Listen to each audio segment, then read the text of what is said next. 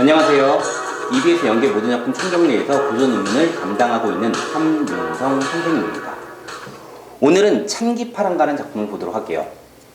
먼저 제목부터 살펴볼 텐데 이 찬이라는 얘기는 찬양하다, 예찬하다 라고 할 때 찬이에요. 그래서 이 작품의 기본적인 성격은 예찬적이다 라고 좀 제목 밑에다가 써주시길 부탁드립니다. 그리고 누구를 예찬하느냐? 기파랑이라는 사람 이름이고 화랑입니다. 결국 이 노래는 기파랑이라는 사람을 어떻게 예찬하고 찬양하는 그런 작품이다 라고 해서요, 주제가 기파랑의 훌륭한 인품에 대한 추모다 라고 하네요. 자, 해제는 여러분 한번 읽어보시고요. 바로 본문으로 들어갈게요. 자, 열침에 나타난 달이 흰 구름 쫓아 떠나니 아닙니까? 라고 이야기를 했어요. 먼저 물어봤죠? 맞지? 그러면 화자가 달에게 물었어요. 그러면 그 다음 뭐가 나올 거야? 그렇지. 달이 대답을 할 거예요. 그래서 이 작품은 기본적으로 문답법으로 되어 있다. 표현상의 특징 하나 기억해 주시고, 그리고 이 작품은요, 제막매가 함께 향가 중에서 문학성이 가장 뛰어난 작품으로 평가받는 작품이에요. 그럼 문학성이 가장 뛰어나다라고 평가를 받는다는 얘기는 비유와 상징이 굉장히 많이 쓰였다라고 보시면 되는데, 역시나 이 작품도 기파랑을 예찬하잖아요. 그래서 기파랑을 예찬하는 그런 여러 가지 소재들이 나와 있어요. 그거를 먼저 살펴보고 보도록 하겠습니다. 열침에 나타난 달이 이때의 달은 광명이고 우러러보는 대상이에요. 무슨 말이냐? 달은 하늘에 떠 있잖아. 우와 하면서 우러러보고 숭배하는 대상이기 때문에 기파랑의 고결한 모습이고 우러러보는 대상이라는 점이 기파랑을 뜻합니다. 자, 두 번째는 또 어디에 들어왔느냐? 바로 이 내라는 부분에서, 그럼 시냇물 보면요, 맑고 깨끗하잖아. 그래서 기파랑이 맑고 깨끗한 성품입니다. 그리고 세 번째는 이로 내과 조약에라고 되는데, 이 조약돌도 기파랑이 원만하고 강직하대요. 여러분 그거 아시잖아요. 뭐 유치원 때 바위돌 깨트려 이러면서 나중에 모래알 되고요. 거기서 이 조약돌이라는 얘기는 상류보다는 하류에 내려와요. 그래서 여러 가지 깎이고 침식 자원을 거쳐서 동글동글하잖아요. 그럼 동그랗다라는 얘기에서 원만한 성품 알 수 있고요. 그리고 보세요, 조약돌 아프죠? 예. 그렇다는 점에서 단단하잖아요. 그래서 강직한 성품을 뜻합니다. 그리고 마지막으로 기파랑을 비유한 말은 바로 이 잣가지예요. 잣가지, 여러분 소나무, 잣나무, 전나무 얘네들은 다 상록수를 뜻하잖아요.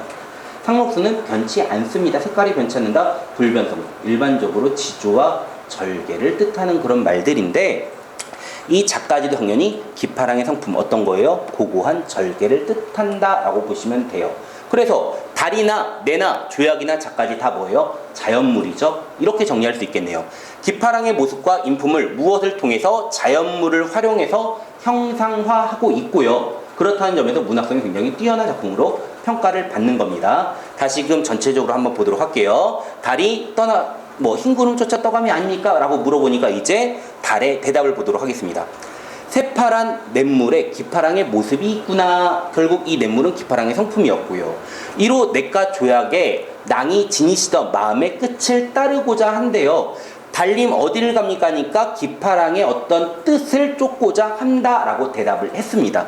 그리고 맨 마지막, 제가요 제막매가 할 때도 맨 마지막에 낙구라고 말씀을 드렸는데, 3단 구성 맨 마지막 거기 항상 감탄사가 있다고 말씀드렸죠. 19창가의 낙구라고 하네요.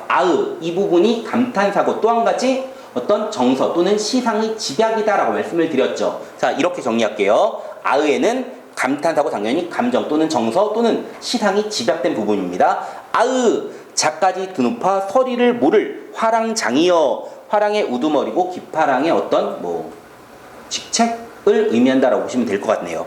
자, 여기서 맨 마지막 서리라는 거는 무엇을 뜻하냐? 추운 겨울을 뜻하잖아요. 추우면 고통스럽고. 그래서 이때의 서리는 시련 또는 고난, 유혹을 상징합니다. 결국 기파랑은 이런 시련이나 고난 또는 유혹에도 흔들리지 않는 그런 훌륭한 성품의 사람이다 라고 보시면 되겠죠. 기파랑은 뭐하고 있어요? 예찬하고 있습니다.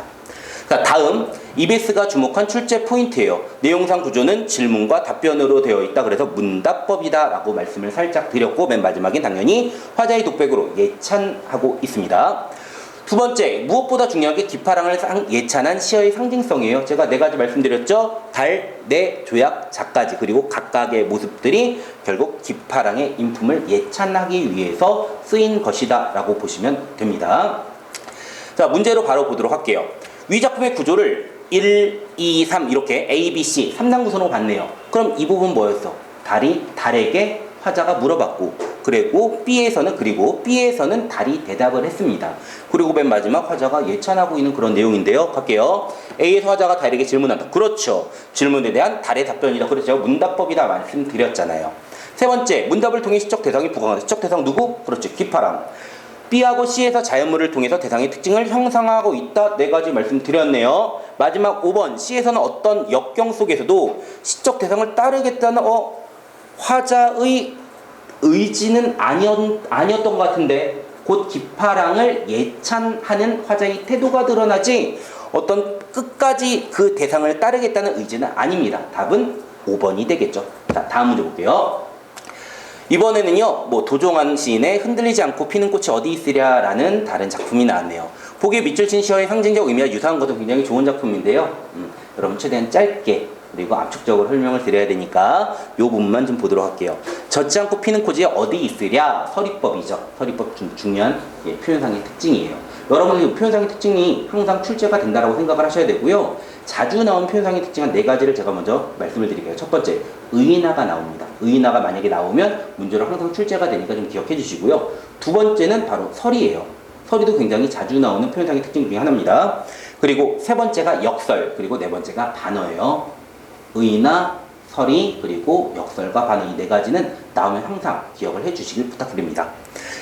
이 세상 그 어떤 빛나는 꽃들도 다 젖으며 피어나니, 그럼 이 빛나는 꽃들은 다 젖으면서 핀데요. 아주 젖으면 힘들고 고통스럽겠죠? 그렇지. 시련을 겪고 피우는 꽃을 얘기하고 있습니다. 바람과 비에 젖으며 꽃잎 따뜻하게 피어나니, 밑줄은 여기 쳐져 있네. 바람과 비는 뭐를 뜻할까? 그렇죠. 시련이나 고난, 이런 걸 뜻하겠죠?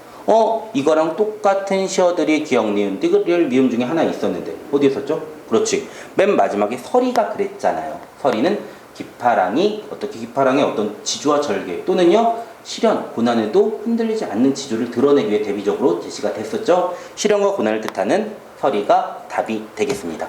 자, 이렇게 해서 창기파랑가를 좀 마무리할 거예요. 제막매가 함께 문학성이 가장 뛰어나고요. 그리고 기파랑에 대한 예찬적 태도 반드시 기억해 주시길 바랍니다. 언제나 여러분들 수능 만점을 응원하겠습니다. 화이팅!